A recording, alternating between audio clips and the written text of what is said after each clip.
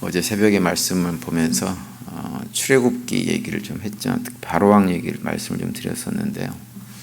이제 바로왕이 하나님께서 그의 마음을 부드럽게 만들어 주지 않으셨기 때문에 그가 완악한 마음으로 고집부리고 한다고 하는 말씀드렸는데요. 이제 아무리 하나님께서 마음을 완악하게 만들어 그러니까는 부드럽게 만들어 주시지 않고 그의 어떤 그 고집스러운 마음을 그대로 방치해 두셨다고 해도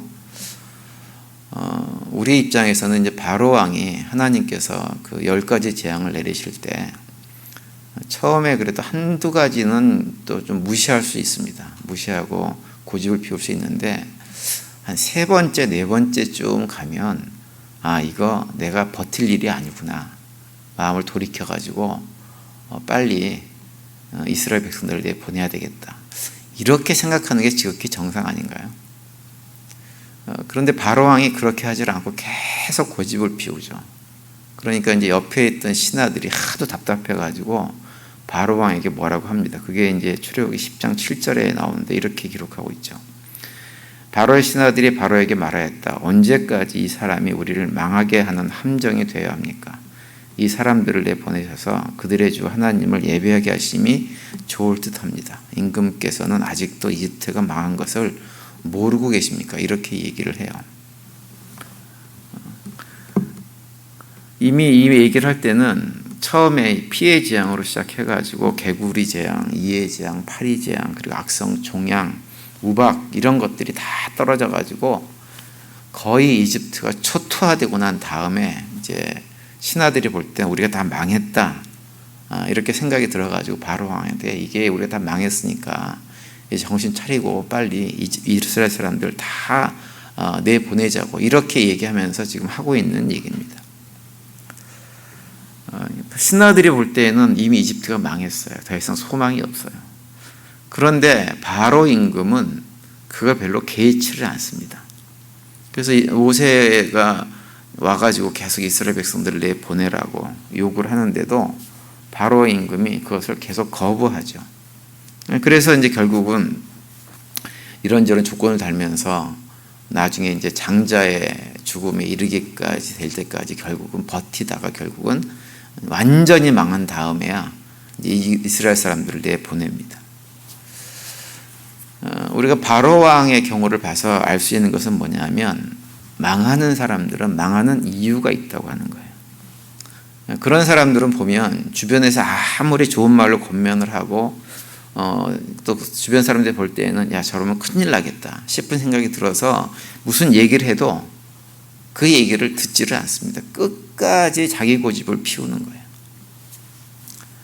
근데 이제 구약 성경을 보면 바로 임금만 그런 모습을 보이는 것이 아니라 우리가 특히 예레미야서를 읽어보면 이스라엘 백성들도 그와 똑같은 일을 합니다. 오늘 보면 23절부터 내용을 보면 하나님께서 심판을 하신 결과를 쭉 나열을 해주고 있죠. 온 땅이 혼돈하고 공허하고 하늘은 빛도 보이지 않고 산과 언덕들이 막 요동을 치고 사람들도 보이지 않고 새들도 다 보이지 않고 옥토는 황무지로 바뀌고 성읍은 다 무너지고 이런 지경에 이르렀어요.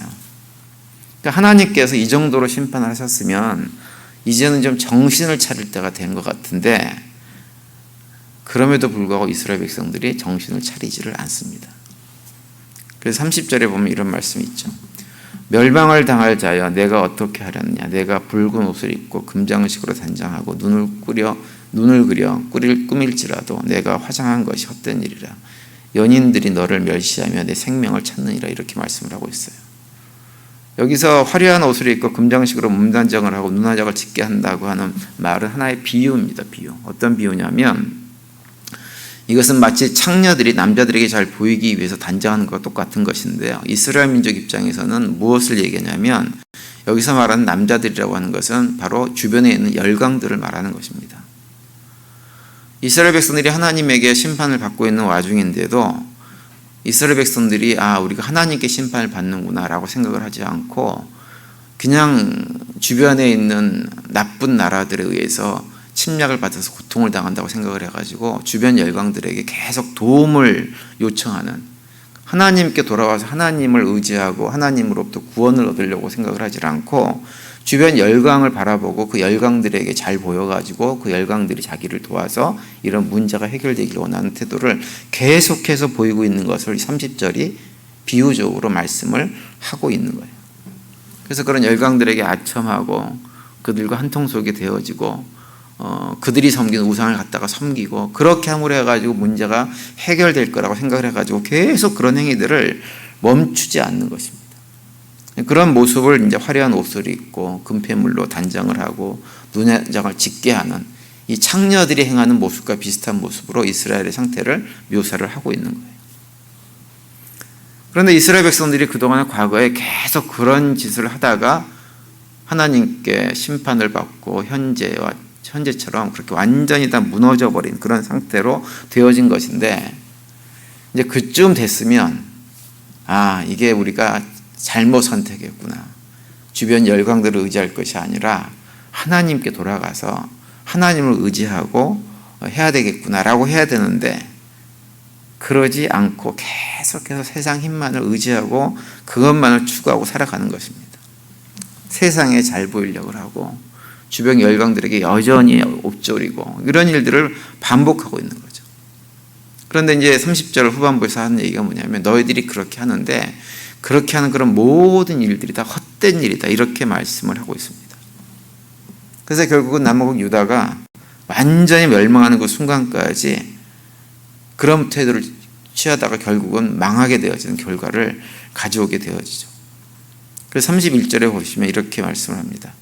내가 소리를 들은즉 여인의 해사하는 소리 같고 초사하는 자의 고통하는 소리 같으니 이는 시온의 딸의 소리라. 그가 헐떡이며 그의 손을 펴고 이르기를 내게 화가 있도다. 죽이는 자로 말미암아 나의 심령이 피곤하도다 하는도다. 이렇게 말씀을 하고 있어요. 여인들의 초산이나 해산의 고통이라고 하는 것은 우리 남자들은 상상을 할 수 없는 고통이라고 그러잖아요. 아마 사람들이 당할 수 있는 육신적인 고통 가운데 여인들이 해상하는 고통이 가장 큰 고통일 텐데, 여인들이 해상하는 고통에 빗대어 가지고 남아국 유다 백성들이 그런 고통 속에서 떨어질 것이라고 하는 거예요. 그래서 이스라엘 백성들의 모습을 보면서 느끼는 것은 우리가 망하는 길을 가지 말아야 됩니다. 망하는 길을. 그리고 망하는 길을 가지 않으려면 우리가 어떻게 되느냐? 한 가지뿐이 없어요. 하나님 말씀에 귀를 기울이며 살아가는 것입니다. 그것이 망하지 않는 삶을 사는 거예요. 그래서 하나님 말씀에 귀를 기울이고 하나님께서 우리 삶에 개입하셔가지고 일을 하실 수 있도록, 혹시라도 내가 하나님을 거부하고 살아가고 있는 모습이 내 안에 없는지, 하나님을 마음에 두기 싫어하고 살아가고 있는 모습은 없는지를 늘 구체적으로 점검을 해야 됩니다. 그래서 하나님 뜻을 분별하면서 우리가 하나님의 뜻에 따라 살려고 애를 써야 되죠. 이스라엘 백성들이 그렇게, 특별히 남아국 유다 백성들이 그런 모습들을 보면서 하나님께서 정말 답답해서 하시는 말씀이 있는데 뭐냐면 30절에 보면 내가 어떻게 하려느냐라고 하는 표현을 하세요. 내가 어떻게 하려느냐. 그렇게까지 야단 맞고 매를 맞고 했으면 이제 하나님이 살아계시다고 하는 것을 좀 깨달아 알아가지고 이제는 회개하고 돌이킬 때가 되었는데 어떻게 하려고, 도대체 어떻게 하려고 여전히 너희들이 그렇게 고집 피우고 우상 숭배하고 악한 길로만 가려느냐, 왜 이렇게 내 말을 알아듣지 못하느냐라고 말씀을 하는 거예요. 내가 어떻게 하려느냐라고 하는 것은. 이제 이스라엘 백성들이 이런 모습을 보면서 느끼는 것은 뭐냐면 우리 인간의 존재 자체가 이스라엘 백성들과 너무 닮았다라고 하는 거예요. 그런데 이스라엘 백성들은 어떤 것이냐면 하나님께서 모든 것을 다 보여주셨어요. 다 하나님의 살아계심을 출애굽 과정부터 시작해가지고 이스라엘 민족의 역사적 과정 속에서 하나님께서 살아계시고 역사하시고 그들을 도와주실 때, 그들이 하나님과 함께할 때 제대로 살 수 있다고 하는 것을 반복해서 보여줬어요. 그런데 그 보여준 것이 아무런 소용이 없는 겁니다.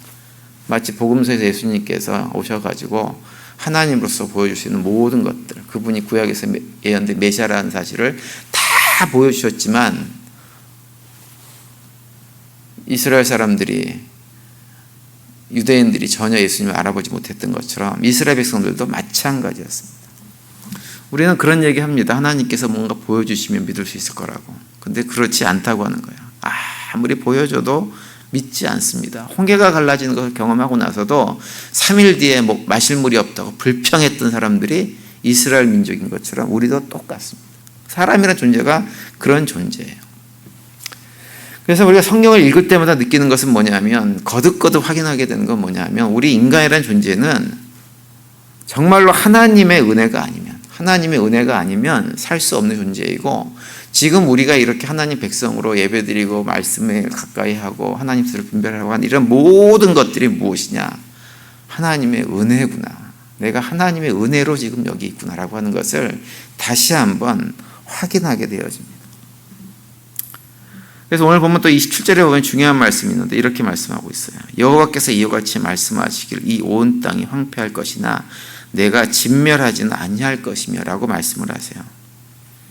하나님의 계획은 하나님께서 남하고 유다를 갖다가 징벌하셔가지고 그들이 얼마나 잘못된 길을 가고 있는지를 깨달아 알게 하시고 그들을 바벨론 포로 70년이라고 하는 이런 기간들을 설정하셨지만, 하나님의 궁극적인 계획은 무엇이냐? 그들을 완전하게 멸망하게 하는 것은 아니라고 하는 거예요. 그들을 다시 회복시킬 것이라고 하는 것이 하나님의 계획이라고 하는 것을 또 말씀을 하시는 겁니다. 이걸 통해서 우리가 다시 한번 확인할 수 있는 건 뭐냐면, 우리도 살아가면서 우리도 이스라엘 백성들처럼 완전히 무너져가지고 우리 타락한 본성이 이끄는 삶을 살아가지고 완전히 무너져서 더 이상 회복 가능성이 없다고 느껴질 때가 있어요. 그때 우리가 기억해야 될 것은 무엇이냐면, 하나님이 우리를 향한 뜻은 무엇이냐? 우리가 그렇게 완전히 무너져서 절망하고 그것으로 끝나는 것이 아니라 하나님은 반드시 우리를 회복시키는 것이 하나님의 계획이라고 하는 것을 잊지 말아야 됩니다. 그것을 잊지 말고 하나님의 계획을 소망하면서 하나님이 다시 일으켜 줄 것을 기억하면서 하나님께 돌아오고 하나님을 붙잡고 하는 것, 그것이 우리가 해야 될 것을 기억을 해야 됩니다. 하나님께 돌아갈 때 내가 다시 평강을 회복할 수 있다라고 하는 것을 기억하고 다시 일어서는 거죠.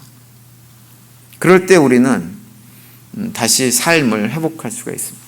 그래서 어떤 문제가 우리 앞에 다가와도 우리가 늘 기억해야 될 것은 우리를 무너지게 만든 현상이 아니에요. 현상이 아니라 항상 그 무너진 뒤에 다시 우리를 회복시키고 새롭게 하시고 오히려 더 강건하게 세우시는 하나님의 은혜들을 바라봐야 됩니다. 그럴 때 우리는 무너지지 않고 믿음의 삶을 살아갈 수가 있게 되어지는 것입니다. 그것을 우리가 붙들게 되어지면 우리는 하나님의 사랑 안에서 언제든지 다시 회복할 수가 있게 되어집니다. 오늘 하루 지내시면서 우리 삶이 아무리 힘들고 어려워도 여전히 우리를 사랑하시고 우리를 늘 붙잡아서 일으켜 세워주시길 원하시는 하나님의 그 은혜를 기억하며 살아간 하루가 될 수 있게 되기를 간절히 바랍니다. 그래서 우리가 어떤 처형편에 있든지 믿음으로 승리하시고 또 그 가운데서 주님께 주시는 평강이 넘치는 복된 하루가 될 수 있게 되기를 간절히 축원을 드립니다.